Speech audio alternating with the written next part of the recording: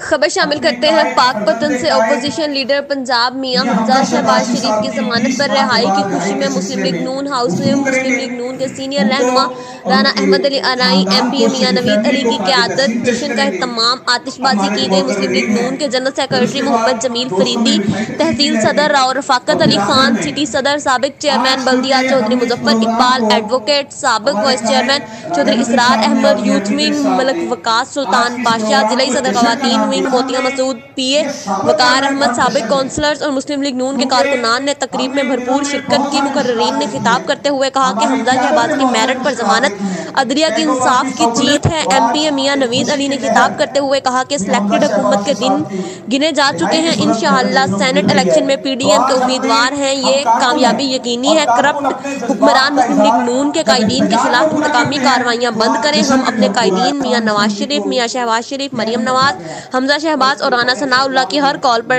लब्बैक कहेंगे। रिपोर्ट कर रहे हैं हसन बुखारी। मुशर्रफ दौर में जितनी भी इंतकामी कार्रवाई हुई उसमें फ्रंट लाइनर के तौर पे हमजा शहबाज साहब की जुबान से कोई परेशानी, कोई किसी किस्म। सबसे पहले तो मैं अपने कायद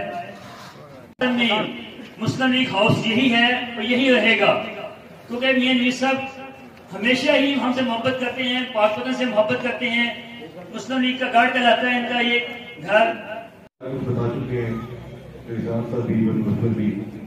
तो मैं हमजा भाई के बारे में बस यही बात करूँगा कि मुझे आज भी वो याद है कि 17 साल बाद उनकी एक औलाद हुई, उनकी बेटी हुई, वो 2 महीने की थी।